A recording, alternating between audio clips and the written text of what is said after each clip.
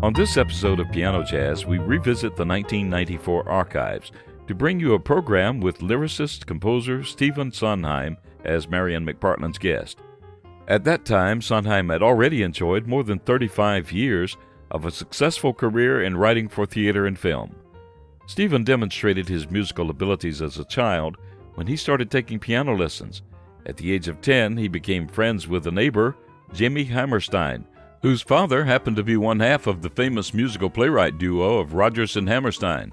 It was during this friendship and for many years that Sondheim was mentored by Oscar Hammerstein. Although he aspired to write music and the lyrics, his earliest successes were from lyric writing assignments for musicals such as West Side Story and Gypsy. Then, in 1962, for the first time, and a funny thing happened on the way to the Forum, he wrote both music and lyrics, and shortly thereafter decided to, from that time forward, only to accept requests for writing both. On today's program, you'll hear his songs, among others, I Wish I Could Forget You and Send in the Clowns. Now we'll join Marian as she reminisces with him at the beginning of the show.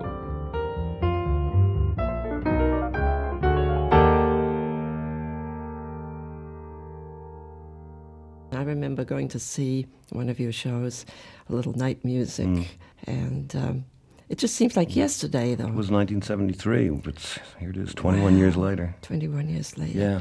Well, of course, I'm dying to pop the question about the new show that you're working on, what it's called and everything, everything. Tell me. Okay, well, it's called Passion, and it's based on a novel of 1869. It's never been translated in English, published in Italy, written by a man named Tarchetti, who died at a very early age.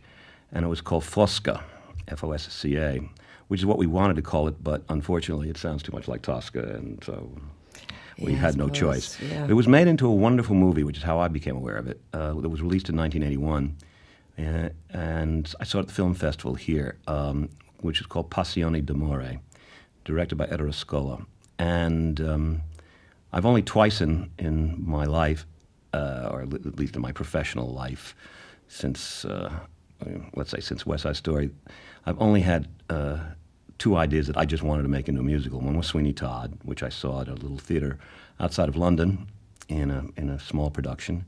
And the minute I saw the movie, I wanted to make a musical of it. Well, what's the storyline? It's just a quick I don't sort of want to give it all away, but it's essentially right. a triangle. It's about a soldier in the Italian army who's stationed in Milan in 1869. He's very handsome, and he's having an affair with a very beautiful married woman. And he gets posted to a frontier post north of Italy.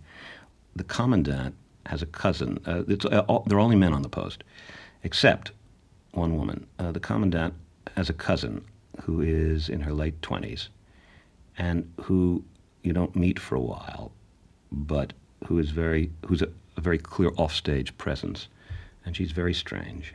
And they meet, and I think I will not tell you what happens. I was just going to say, do you seem like you told a hell of a lot already? It's very spooky. That's the setup. But anyway, it's about a man and two women. Well, you know, essentially about a triangle. This, I don't know if you feel like doing this already, but it sure would be great to hear something from the show. Sure.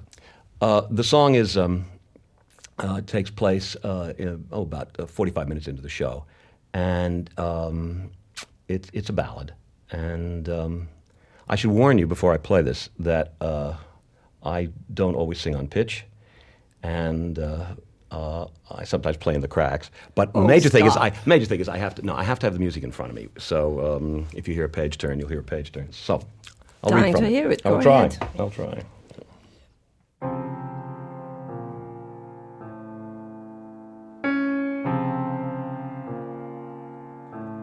I wish I could forget you, erase you from my mind. But ever since I met you, I find I cannot leave the thought of you behind. That doesn't mean I love you. I wish that I could love you. I know that I've upset you. I know I've been unkind. I wanted you to vanish from sight, but now I see you in a different light. And though I cannot love you, I wish that I could love you, for now I'm seeing love like none I've ever known. A love as pure as breath, as permanent as death, implacable as stone. A love that like a knife has cut into a life I wanted left alone. A love I may regret, but one I can't forget. I don't know how I let you so far inside my mind. But there you are, and there you will stay. How could I ever let you away? I see now I was blind. And should you die tomorrow, another thing I see, your love will live in me.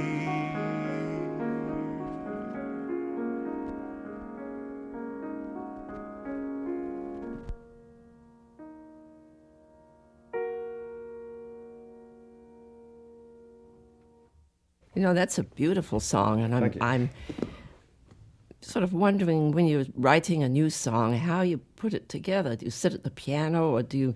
Well, that's interesting. I used to do that much more than I do now. Over the years, I've tried to work more and more away from the piano, so that the scores would take on different colors.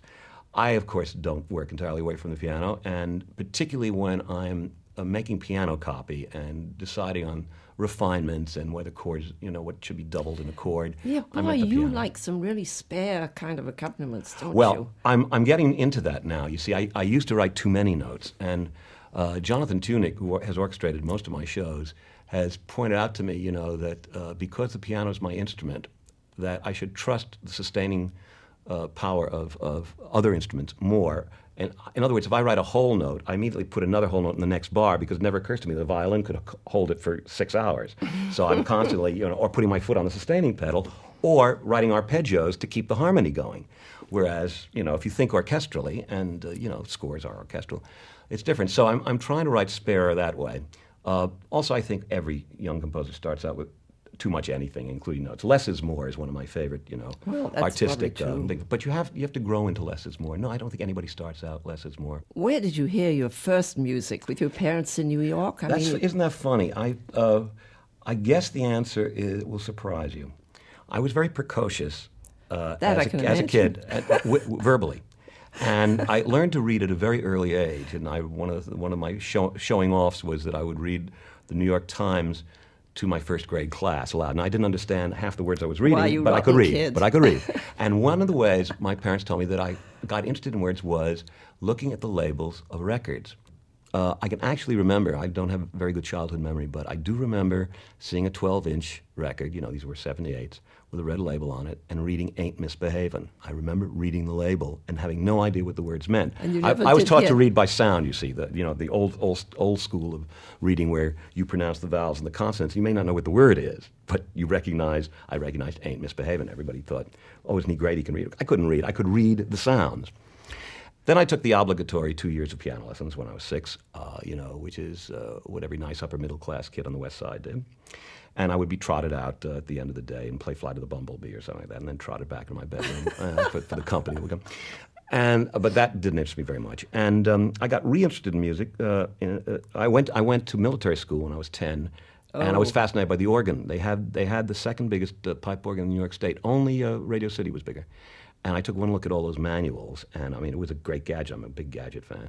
So I took a year of organ there. I literally had to sit on the edge of the seat for my feet to touch the pedals, but I just loved doing it. And I played things like To a Wild Rose. But the fun was to press the blue buttons and the red buttons and the green buttons. That's wild. And that was that. And then when I was 15, I then, you know, as you probably know, when my parents got divorced, I went to live with my mother in Pennsylvania, and our nearby neighbors, 3 miles away, were the Hammerstein family, Oscar Hammerstein, his family, and his son was my age, and we became very close friends, and sort of spent our teens together, and I gradually osmosed in the Hammerstein household, and that's how I got interested in writing songs. Osmosed. Yes, well, I love that. That's a great news. Yeah, it was, that's great. and it was just the time he just started to write with Richard Rodgers. It was, you know, in the early 40s in Oklahoma. And so, he became a surrogate father for me. And so I've often stated that if he'd been a geologist, I would probably have been a geologist. I just want to be what he was. But the fact is that I hit a gold mine. You know, because he became my mentor and tutor in writing songs, and taught me a great deal. So I went back to take piano lessons, and that's when I went to a school called the George School, a Quaker school in Pennsylvania. And that's when I got interested more interested in writing music. So when I went to Williams College, I majored in music. We had a tiny music department, but the teacher happened to be wonderful. It was a 2-man music department, but the man changed my life because he taught music in a totally unromantic way. It was, you know, I used to think that the muse would come and visit you at midnight and sit on your shoulder, and she'd whisper in your ear, and you go da-da-da-da, da-da-da-da, whatever it is that you do. And he talked entirely about compositional techniques and leading tones and species counterpoint and all of that. And it was wonderful because I have that kind of puzzle mind. This was before Milton Barrow. Oh, yeah. That was this. This man's name was Robert Barrow. And so I majored in music, and I got a scholarship, a prize called the Hutchinson Prize, which sustained me for 2 years living in New York when I got out of school, allowed me to study music, and I did with Milton Babbitt, who is, and even then was, the avant-garde composer, but yes, who had a particular interest, and has a particular interest, in show music and jazz. God, imagine getting to work with a guy like that. And what we did was, which was wonderful, we would spend the first hour dissecting De Silva, Brown, and Henderson, and the next 3 hours dissecting Beethoven. So you've got both sides. Exactly. You've got and his everything. point was that the compositional techniques are exactly the same, whether you're writing a 3-minute piece or an hour piece. And they are. And we would, I can still, and I had a class I taught at Oxford a few years ago, a seminar for musical theater students, and I repeated, and I remembered it so well, his analysis of All the Things You Are, which is, you know, some of Kern's forms are extraordinary, and that may be the only song in which the tonic is never stated until the last chord. Do you play that tune? I used to, but I don't anymore. And his harmony is so subtle, I wouldn't do it. You know, he's one of the few guys who makes a distinction between the kind of vamp that goes and the kind that goes. Whether you have the seventh, whether you have the third in the bass or the fifth in the bass, that's the kind of thing he does, and that's what Milton kept pointing out to me. So I wouldn't play it. But if you study All the Things You Are, it starts in the relative minor, ends up in the major, but it never states the tonic. I never knew that. key. Let me just play Sure, about please. 10 bars. Play all of it, please. Let's see.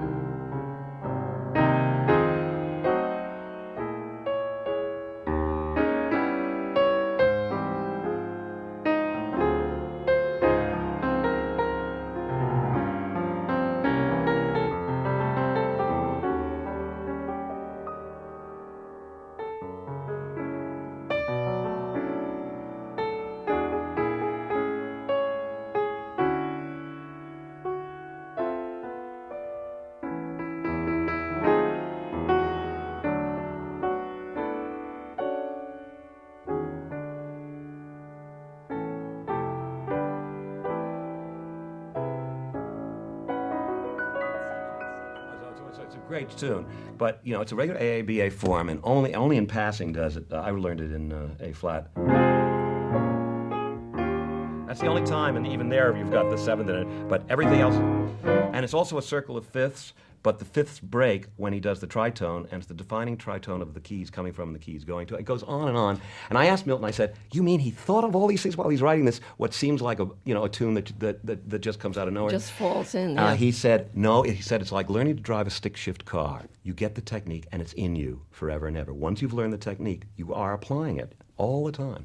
I remember I was talking to Dick Rogers about People Say We're in Love, and I said, it's so wonderful the way the release of that is the inversion of the main tune, don't throw bouquets at me, and the release goes, dum, ba, da, da, da, da. And he said, he never thought of it himself. He said, I'm sorry you told me. But you see, it was innate. I mean, because it came from inside. It's the inversion. Da, ba, ba, ba. And the inversion, da da da da da da. It just turns it upside down. Amazing. And absolutely. And these things then become a kind of second nature. Although Oscar told me, Hammerstein, because he wrote a lot with Kern, including All the Things You Are, that he would be sitting in a room writing a lyric, and in the next room he'd hear something. I'm obviously making this up, but this is the idea.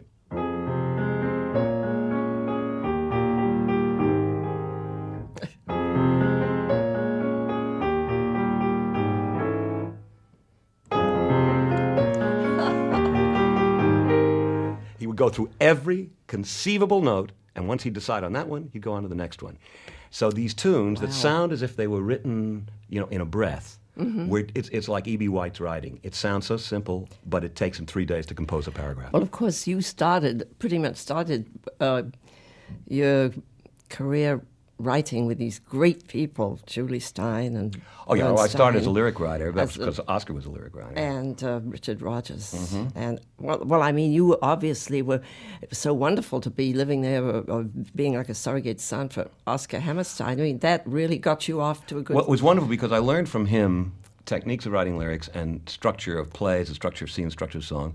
And then when the first composer I worked with, outside my own music, was Leonard Bernstein, and from him learned a whole other way of thinking about music, I tended to be kind of square in terms of like a bar structure, 4, 4, 4, and 4. In fact, when I worked with Richard Rogers, it was a shock because I would give him a sketch and sometimes sketch out the rhythm of the music. And the first thing he would do, before looking at the rhythm, is count the bars and be sure they were divisible by 4. Well, now Leonard and from Lenny, you're lucky if you can divide it by 7, because that's the whole point, is to keep the listener surprised. And I learned that from him, and I think it doesn't necessarily make for big hit songs. And certainly Lenny wrote some standard form songs. Well, you have never worried about writing big hit songs. No, because I grew up in an era, luckily, where actually Rogers and Hammerstein, who had all those hits, they're the ones who killed that whole thing. And then rock came in.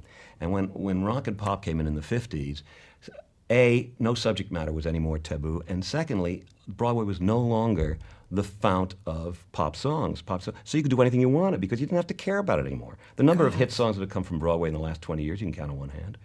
And so you don't have to worry about it. Now, it doesn't make for hits, but on the other hand, it totally releases you.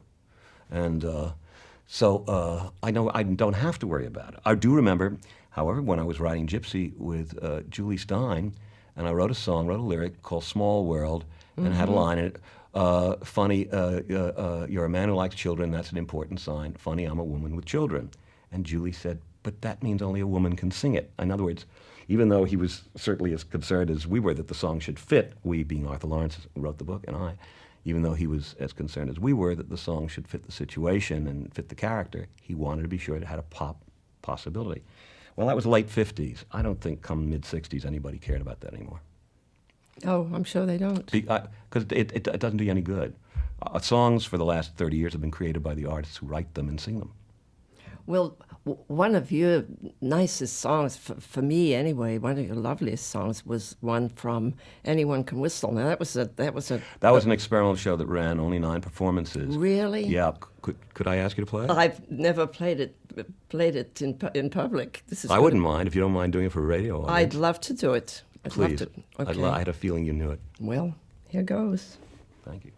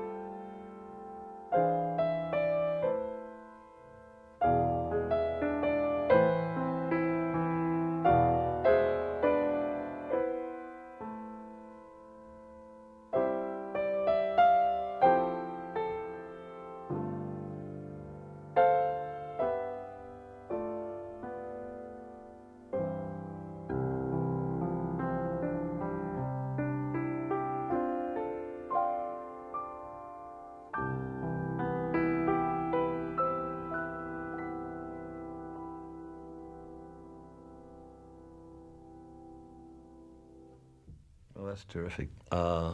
You played it very tenderly, and really, I found that very touching.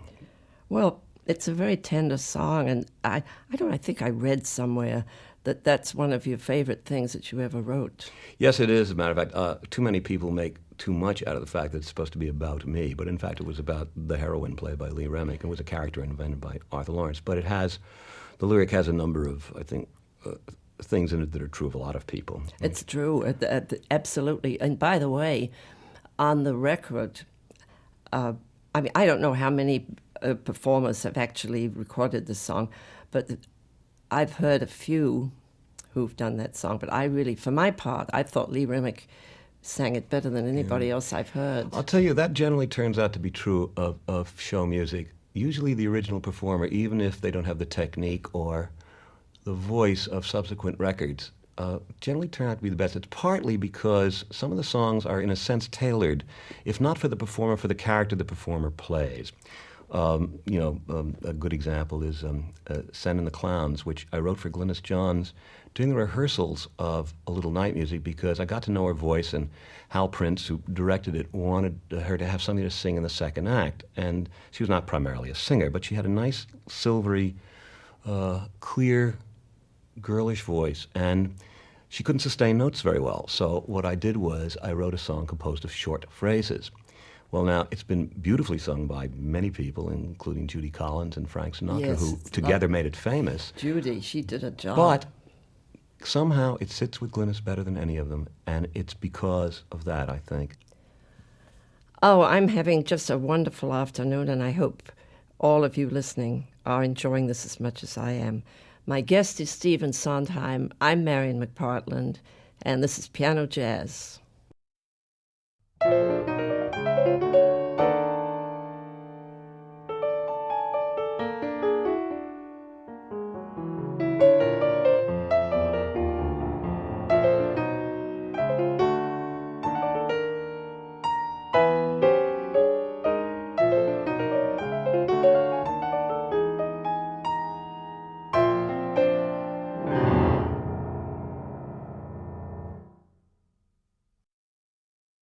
Well, you got into Send in the Clowns, and that's one I did play and even record. Really? Yeah. Well, maybe as I played Send in the Clowns, I sort of seemed to get further and further away from them. That's fine. So please. Maybe I can. I'd love to. Yeah, please improvise away. Improvise away. All right, here goes.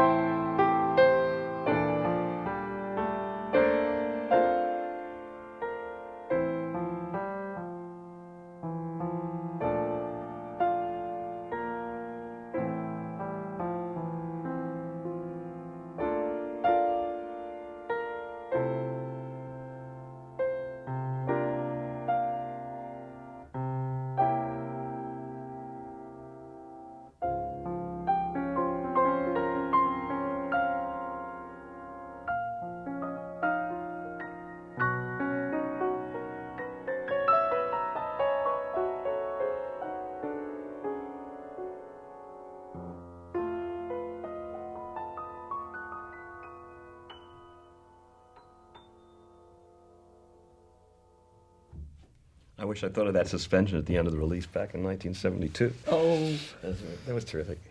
well, it's. I think I recorded it in. Because you just played in the original key again. Did I? Was that E the major. original That's key? what I wrote it in. Yeah, that's what I wrote it in. Actually, it's not the key it's printed in, but it's the key I wrote it in. And you pick it up mostly by ear, or do you read it off the sheet? Oh no, that's just it, Steve. I'm a terrible reader. Well, you say terrible, but you could. I mean, if you're at home, you can certainly just look at the chords, pick them out, and pick get it them out into your very fingers, slowly. and then think, hey, this would be nice if I did that. Oh, it takes me an awful long time. But the way I learn something best is hearing somebody else's recording of it, and then maybe having the music. Well, I'm glad. I don't know which recording you heard, because the funny thing is, there is a constant wrong chord in Sending the Clowns because Nelson Riddle made a mistake in the Frank Sinatra really? recording.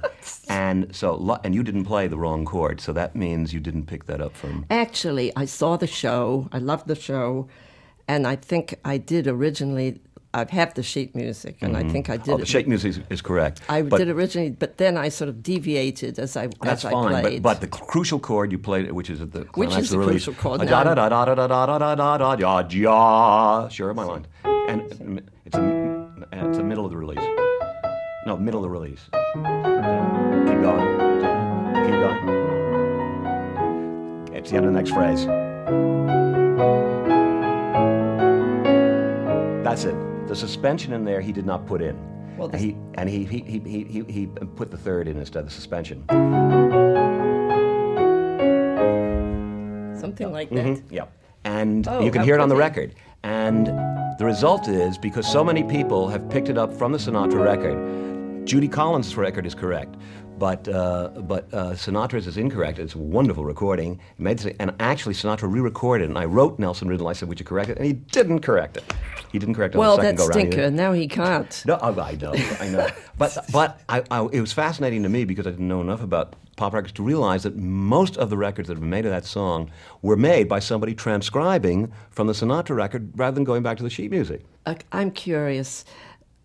Did Barbra Streisand, she really wanted that extra verse? Yeah, well, she made a good point, curiously enough. That song, which was I hardly thought it was a hit. In fact, it took 2 years before anybody made a record. Again, we're talking about Sending the Clowns, right? Yeah. It was a one chorus, and then the man to whom she's sung the chorus has a monologue, which lasts maybe 2 minutes, and then he leaves, and then she sings a second half chorus of regret that it's not going to work out. When Streisand came to this, she said, I don't get the connection between the first chorus and the second. I said, that's because there isn't any. There's a monologue missing. And she was approaching it as an actress. She said, isn't there a way you could bridge it? I said, well, let me see if I can write another release that would get us from the emotional state of the first one to the emotional state of the second one. So I thought it was a very legitimate request. I just wondered about that. Yeah, no, absolutely. I would not have done it if I didn't think it made sense. Yeah, well, I imagine you wouldn't, but I thought... No, I really couldn't wouldn't. imagine you doing that under duress. It's unfair to Barbara. They think of her as this, complete martinet, and anybody will do anything she wants, and that I did it because I wanted to please her. Not at all, because I thought it was a perfectly legitimate request.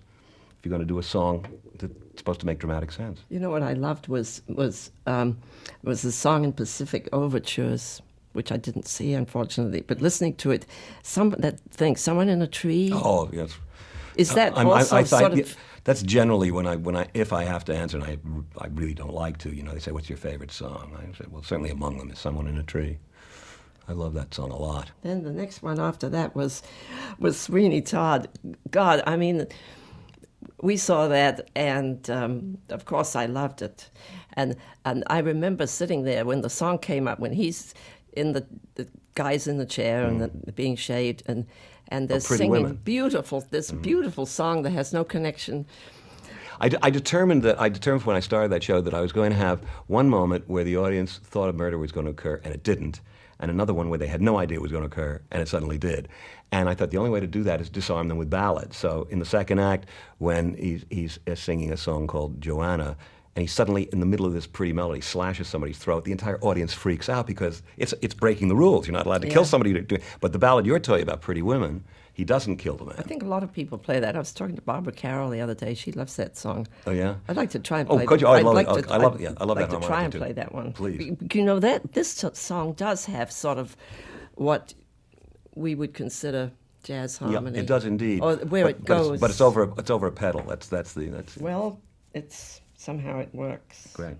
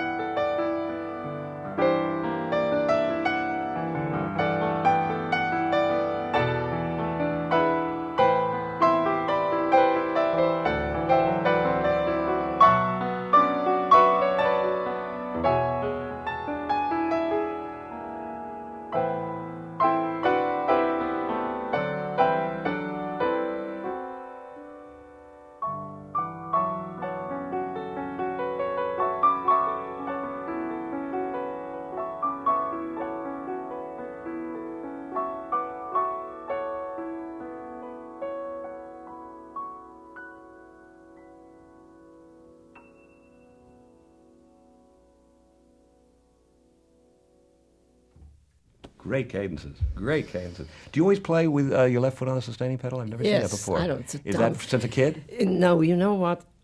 I think Duke Ellington did that to me because He stomped with the right foot? No, years ago I used to watch him, and I got to know him very well. And I guess he was a big influence on me. When he would play, it was real showbiz. He would turn around and smile at the audience, and he always had his left foot on the pedal because this way That he way could face turn the around and be show businessy. And My goodness. so when I started out with my trio, I guess I thought I would do that too, to a certain extent. Sure. So I would play sort of. But then what happens when you want to play soft? You I just don't play know. soft. I can achieve it. I That's just right. play Yeah, soft. right. In fact, I think I play soft better without the soft pedal than with, which is I probably. find I use the soft pedal less and less, although I tend to pound, particularly when I'm writing, I tend to pound. But you know, you can achieve a certain delicate touch just by thinking good thoughts or something like that. That's true. You can That's really, absolutely right. and of course, if you have a decent piano, That's true. that helps. Gee, so many more things. Well, for those of you who've just tuned in, we're just having a marvelous time here. And my guest is Stephen Sondheim. I'm Marian McPartland, and this is Piano Jazz.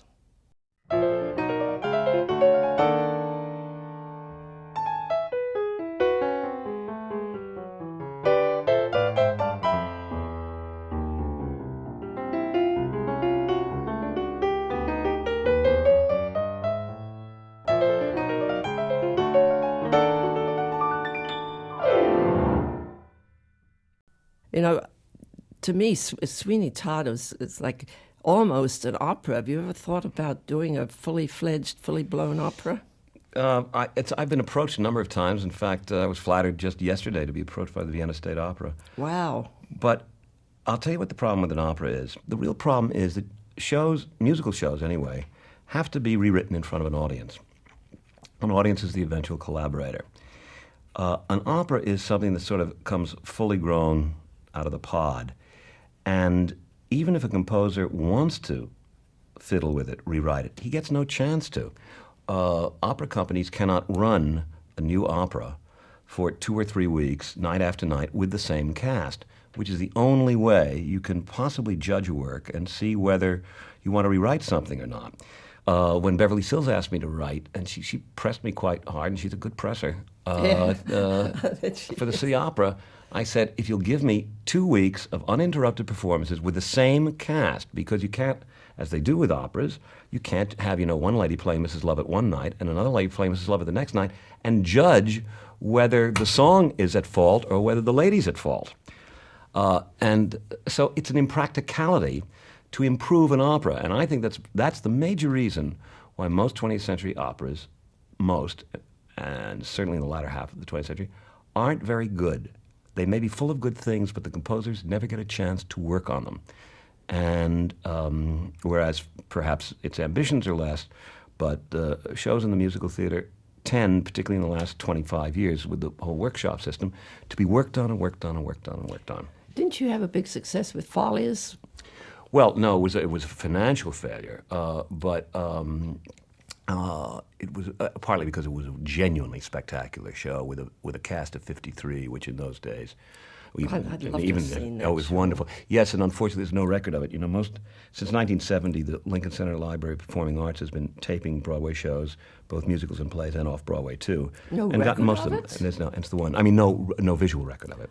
Well, one of my favorite tunes really is one of your songs from Follies, and it's a gorgeous ballad, "Losing My Mind." Okay, can I do that? Oh yeah, that'd be wonderful. Yeah, I like All that right. a lot. Thank Okay. you.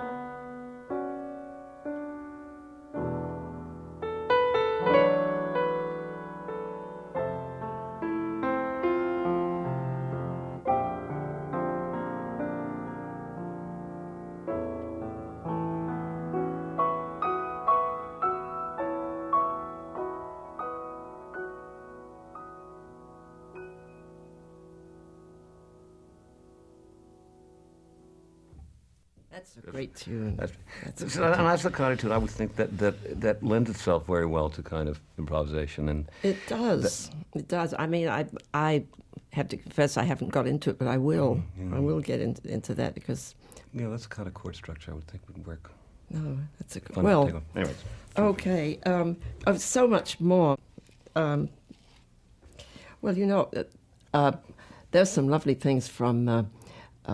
Merrily We Roll Along. How did that? What? That was enough. We're going to do that again. That's coming up very soon. We're doing another production at the York Theatre, and George Firth, who wrote the book, and I have rewritten it 3 times. Not entirely, mostly in the first 20 minutes, and I also added some. We did it was a failure on Broadway. It was cast wrong. We had a notion, Hal Prince and I, to cast it with kids because it's a story that goes backwards in time and takes very successful 40-year-old people and brings them back to their idealistic roots at the age of 18. And we thought, wouldn't it be a terrific idea to cast it with 18-year-olds so they become realer and realer as the evening went on. When it was originally done as a straight play, written by Kaufman and Hart in the early 30s, it was done by actors, around the age of 30 who both acted older and acted younger. It was a mistake to do it this way because there was and it was deliberate, a kind of amateur feeling about the show. Hal wanted the thing to feel like something put on in a school gym. And I think that would have been okay if you'd done it off-Broadway, but on Broadway, it just didn't seem right. And there were some other problems with the show, but I liked the show very much, and although it was a resounding failure, we got a terrific record out of it. Did that song, Not a Day Goes By, was that sort of... That's a gorgeous song, but I mean, I'd love to try and play it. I'd love to hear you try that. I'm going to try that. I like that a lot. It's interesting because I think the listeners should know you and I didn't consult about which songs you should do. I just came into the studio today, and the ones you pick are the ones I like. Oh, really? So our tastes are similar. That's very nice. I just tend to love romantic ballads and unrequited love. Yeah, that's what this is. And all those things. That's exactly what this is. Let's see, what else? Oh. Carly Simon made a very nice record of this. That's what I heard. I heard that in the car not so long ago. And actually, I had not heard anybody do it, and it absolutely stopped me cold. I almost pulled over to the side of the road. It's just a beautiful song, and I mean, the title, everything, it just really tells you everything. Not a day goes by. That's good, yes. So, here goes.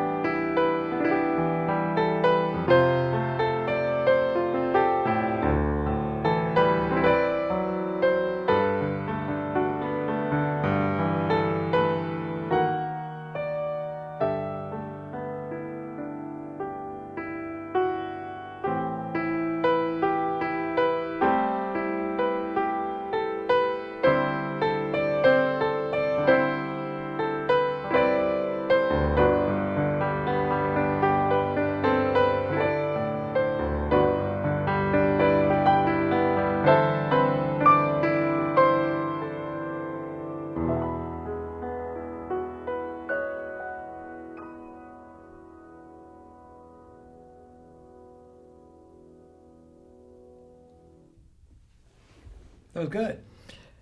You look surprised. I love the song. It sounded good. I think it's a great song. Good, thank you. because that thing is so dramatic, actually. And I notice in the show it's like two sets of lyrics. Does it have a different... Yes, well, see, the whole idea of the show, since it goes back in time, is that the things they sing in the first act take on different meanings in the second act when they're younger.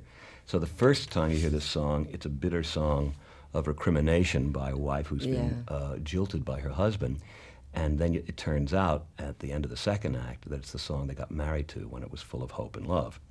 So that's the notion of the show, is that there are blocks of music and songs and titles and lyrics that take on different colors and different meanings as the show goes backwards in time, because it's about friendship. See, well, being the as I say, the romantic person I am, I tend to go with the sad lyrics. I tend to. Well, also it's the more dramatic of the two lyrics. There's no question about that. Nobody could do it better. I've got to get that record, because I was trying to think, who did I hear do it, and of course it was Carly Simon. Well, fantastic. Bernadette Peters also sings it wonderfully. She sang it down. Oh, that woman is unbelievable. I mean, it's a song that suits her very well, because she attaches to the material very well. That kind of. I should have mentioned other shows which I really didn't get into. I mean, Into the Woods, and you actually did a rap song there, didn't you? I mean, well, a little rap, a kind of semi-rap passage, for the Witch. Yes, that's another interesting subject matter. Nursery rhymes, and then Surratt with a pointillistic. Sunday in the Park with George. Yeah. I just thought of something I'd meant to ask you earlier. What might be your favorite tunes you didn't write and maybe wished you had written, like a favorite tune? Gosh, there are a lot of them. One of them is Birth of the Blues. Really? Which is a song I adore. Another one is The Song Is You.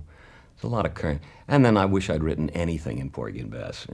There are 3 or 4 songs in Porgy. I mean, the whole score is. I love you, Porgy. Oh, please! I love that. We could go on. And Bess, Where's My Best? The trio at the end. It's a genuinely inspired piece, and I don't think anything has ever touched it or ever will touch it in musical theater in America. I really. Steve, we could go on like this forever. Maybe we could do Piano Jazz Part 2 some other time. Okay. But meanwhile, I mean, I only know it's the tip of the iceberg with you. I didn't get so many more things from you that I would like to talk about. But first, I want to thank you for being here and for giving such wonderful insight and information and funny stuff. Oh, it's my pleasure, and it's also wonderful to hear you play my songs. It's wonderful to hear you play them, because I don't get that kind of treatment very often. It's nice. They're really all nice. Wonderful, and I need to keep playing them. And I also haven't played one tune which I like a lot. Maybe we could end things with this Old Friends. Oh, I think that's a nice tune, and I first heard Barbara Carroll sing that, and I really love that.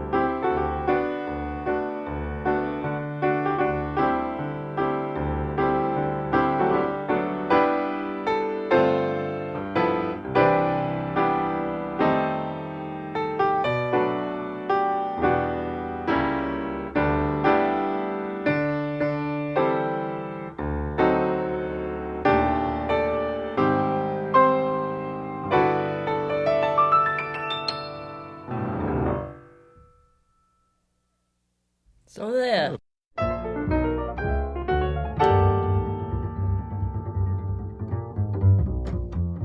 You've just heard a favorite from the Piano Jazz Archives from 1994 with Marian McPartland and her guest, Stephen Sondheim.